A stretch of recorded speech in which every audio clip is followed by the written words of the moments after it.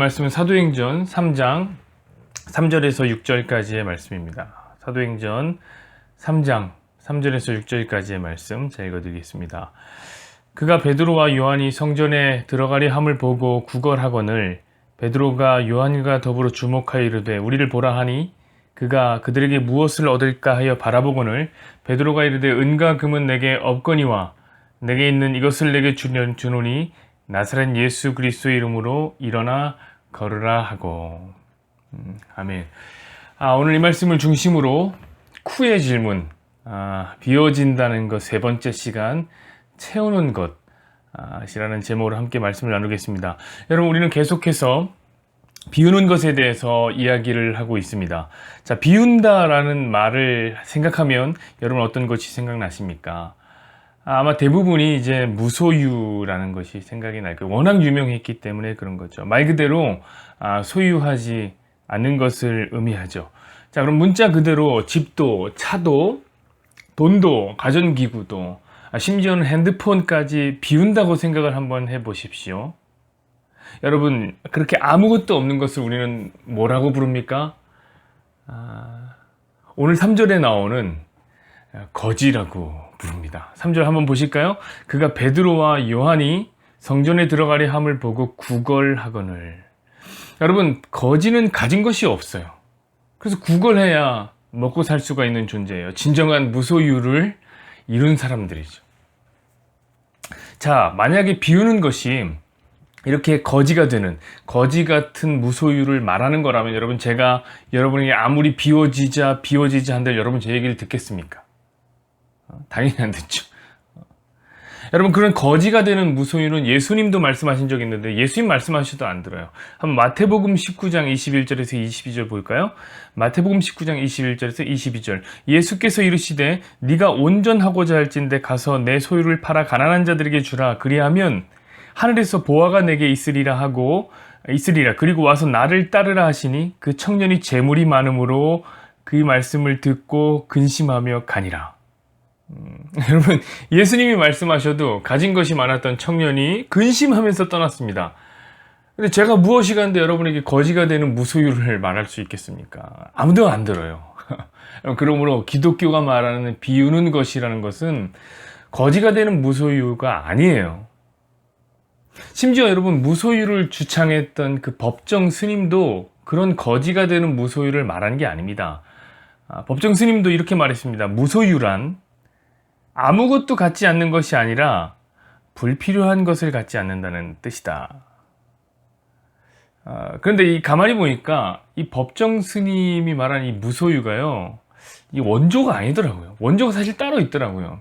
그러니까 기독교의 한 지류인 이 청교도라는 이 지류가 있는데, 청교도 신앙에서 이미 16세기, 17세기에 법정이 말한 무소유를 이미 실천하고 있었습니다. 청교도인들은 청빈한 삶을 살려고 노력했거든요. 그들은 청빈이라는 것을 이렇게 정의합니다. 필요한 것 이상을 소유하지 않는 것.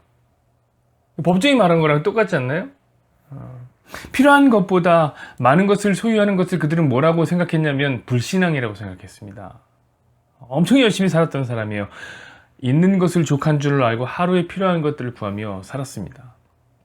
마치 이것은 이스라엘이 광야에서 만나와 메추라기를 먹을 때 딱 그날만큼만 거두죠. 더 거두면 다 썩어버립니다. 그러니까 그날만큼만 거두어 들인 것처럼 그렇게 사는 거죠. 사실 무소유의 원조는 어디냐면 광야교회예요. 그러니까 광야교회를 거쳐서 어디요? 청교도 신앙을 지나서 무소유 법정까지 간 거네요. 그러면 비워진다는 것, 무소유의 중론은 필요한 만큼만 소유한다인 것 같습니다. 그렇죠? 그렇게 이야기가 모아지고 있습니다. 그럼 여기에 문제가 없는가? 저는 여기에도 문제가 있다고 생각해요.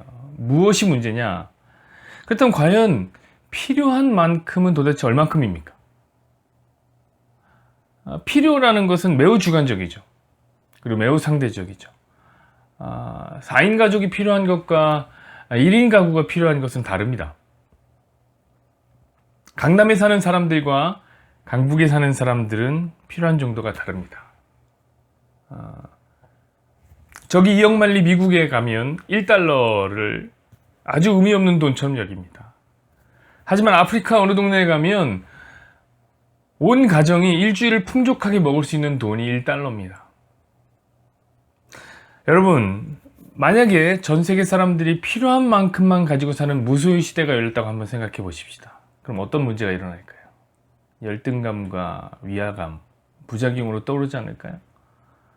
왜 어떤 사람은 많은 것을 필요로 해서 많은 것을 누리며 살고, 어떤 사람들은 적은 것만 필요로 해서 적은 것을 누리며 살 테니까 그런 것이죠. 어쩌면 많은 사람들이 필요 이상의 것을 가지려고 필요의 범위를 넓게 확대하려는 노력을 할 수도 있겠습니다. 예를 들면 저희 조카가 그래요. 저희 조카 라음이가 이러면 꼭 그 아이폰 11이 필요하대요. 왜냐면 그 카메라가 좋잖아요. 그 카메라가 필요해갖고 다운 안 된다는 거예요. 걔가 무슨 그게 필요해요. 저도 노트 A 쓰는데 그렇게 사람들이 자꾸 필요를 확대한단 말이에요. 여러분, 그렇습니다. 필요는 얼마든지 우리가 만들어낼 수 있어요. 아니, 저기 산에서 절밥 드시는 스님들도 좋은 차가 필요하신가 봐요. 제가 지난번에 롯데백화점에 갔는데 고급 세단이 제 앞에 딱 서더라고요. 근데 거기서 체어맨 아시죠? 체어맨. 의장. 거기서 뭐가 되냐면 스님들이 내리시더라고요. 저는 뭐라고 말하고 싶지 않아요. 그러니까 그분들도, 스님들도 의장이 필요할 수 있는 거예요. 그쵸? 다만 그 필요를 우리가 다 가늠할 수가 없다는 거예요. 여러분, 근데 이렇게 가늠할 수 없는, 정함이 없는 운동을 우리가 어떻게 할 수 있습니까? 사람마다 기준이 다 달라요. 그럼 그런데 어떻게 무소유 운동을 할 수 있습니까? 사랑하는 여러분, 저는 기독교의 비워짐이라는 것은 이런 류의 흔들리는 개념이 아니라고 말씀드리고 싶어요. 예수님이 이렇게 흔들리는 개념으로 설명하지 않았어요. 기독교의 비워짐은 여러분, 사실은 그 자체로 목적이 될 수 없습니다. 개인이 얼마를 소유하고 있느냐, 얼마를 비울 수 있느냐, 각자가 필요한 양은 얼마가 되느냐, 여러분, 복음은 이런 거에 관심이 1도 없어요. 복음 안에는 천하를 품었던 솔로몬도 있고, 복음 안에는 상그지인 나사로도 있습니다. 둘은 하늘과 땅만큼이나 재산이 달랐지만 둘 모두는 참으로 비워짐을 잘 실천한 사람들입니다. 왜요? 비우는 것은 과정이기 때문에 그래요. 목적은 채우는 거예요. 오늘 제목이 뭡니까? 채우는 것이죠. 그럼 무엇으로 채우느냐? 예수로 채우는 것입니다. 자기를 비워 예수님을 채우는 것. 이것이 비워짐의 목적입니다. 오늘 한번 본문을 보십시오. 자, 성전에 베드로와 요한이 들어갑니다. 그때 성전 문 앞에서 구걸하는 거지를 만납니다. 거지는 습관처럼 구걸을 합니다. 거지는 돈이 없습니다. 왜냐하면 그는 안징뱅이이기 때문에 그래요. 여러분, 장애인을 무시하던 이 히브리 사회에서 안징뱅이는 거지가 될 수밖에 없었습니다. 누구도 일자리를 안 주니까. 그렇죠. 일자리가 없으니 당연히 거렁뱅이가 될 수밖에 없는 것이죠. 그래서 성전 문 앞에서 자비로운 표정으로 종교 행위를 하러 성전 안으로 들어가는 사람들의 주머니를 노리고 그 앞에서 구걸을 한 겁니다. 3절 보시죠. 그가 베드로와 요한이 성전에 들어가려 함을 보고 구걸하거늘. 그때 베드로와 요한이 이렇게 말합니다. 우리를 보라. 자, 4절 5절 보시죠. 베드로가 요한과 더불어 주목하여 이르기를 우리를 보라 하니 그가 그들에게서 무엇을 얻을까요? 바라보거늘. 자, 거지는 어떻게 합니까? 이 사람들이 무엇을 주려나 보다 하고 이렇게 안진뱅이가 앉아있다 이렇게 본 거죠. 베드로와 요한을 바라본 겁니다. 그러니까 거지는 마지막 순간까지 뭘 구걸한 거냐면 돈을 구걸한 거예요. 근데 베드로와 요한이 뭐라고 합니까? 6절에 보니 이렇게 써 있습니다. 베드로가 이르되 은과 금은 내게 없거니와. 그러니까 자기들도 돈 없대는 거예요. 그러니까 알고 보니까 베드로와 요한도 거지였어요. 그러니까 사실 돈이 없기는 베드로나 요한이나 안진뱅이나 다 똑같아요. 여러분, 성경은 각 사람이 소유에 있고 없으면 별 관심이 없다니까요. 수석제자도 거지였어요. 예수님의 사랑을 독차지했던 요한도 거지였어요. 그러나 그들에게는 안진뱅이에게 줄 것이 있었습니다. 내게 있는 이것을 내게 주노니 그게 무엇입니까? 나사렛 예수 이름으로 일어나 걸으라 하고. 예수님입니다. 저는 바로 이 부분을 말씀드리고 싶은 거예요. 이것이 바로 비워짐의 목적입니다. 예수로 채우기 위해서 우리는 비워집니다. 왜냐면 우리의 마음속에 주인이 언제나 나하고 나라는 자아로만 가득 차 있다면 거기 예수님 절대 못 들어가세요. 안 들어가세요. 그래서 자기를 부인하지 않으면 예수님을 쫓을 수 없다고 한 겁니다. 자, 베드로와 요한이 안징뱅이에게 줄 수 있는 예수라는 이름을 소유하고 있다. 그럼 이 말은 뭡니까? 베드로와 요한은 비워진 자라는 거예요. 자, 이제 안진뱅이가 그 예수 이름을 받게 됩니다. 그럼 그 말은 또 뭡니까? 그 안진뱅이도 비워진 자라는 말이죠. 사랑하는 여러분, 이게 중요해요. 우리는 비워짐을 목적으로 사는 사람들이 아니라는 사실이에요. 우리는 예수님을 우리 영혼에 채우기 위해 사는 사람들이에요. 채우기 위해 비우는 사람들이에요. 그래서 여러분의 인생에 비워지는 순간들이 찾아올 겁니다. 혹시 돈이 비워집니까? 명예가 비워집니까? 병이 찾아왔습니까? 슬픔이 찾아옵니까? 그럼 기도하세요. 그때 하나님, 우리를 비우시네요. 하나님, 비록 비우는 것이 참 내 안에서 슬프고 고통스럽게 다가오나 우리는 예수 소망으로 넘칩니다. 우리를 예수로 채워주십시오. 이렇게 기도하는 거예요. 그런데 또 재밌는 게 있어요. 오늘 안진뱅이가 예수로 채워졌더니 어떤 일이 일어납니까? 안진뱅이에게 비워진 인생의 문제까지 채움을 받는 은혜를 경험한 거예요. 그 앉아있던 역사 가운데서 일어나는 역사로 바뀌게 된 것입니다. 그러니까 여러분, 예수 이름을 간구하시라고요. 그 이름은 우리를 채우시되 넘치도록 필요 이상으로 채우시는 이름입니다. 주의할 것은 단 하나. 예수 이름으로 채우는 것이 목적이 되어야 돼요.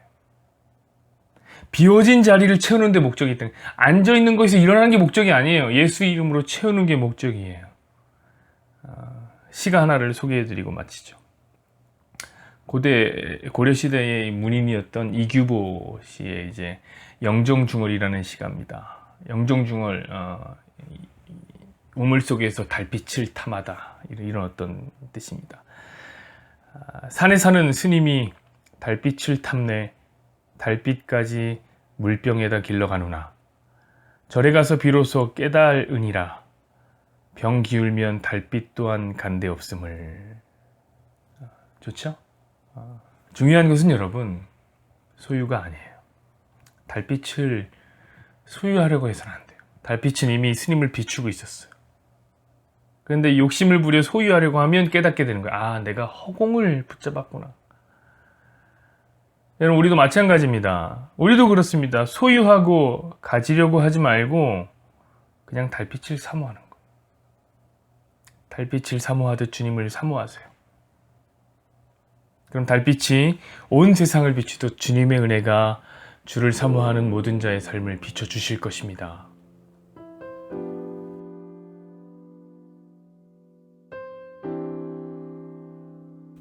여호와는 내게 복을 주시고 너를 지키시기를 원하며 여호와는 그의 얼굴을 내게 비추사 은혜 베푸시기를 원하며 여호와는 그 얼굴을 내게로 향하여 드사 평강 주시기를 원하노라.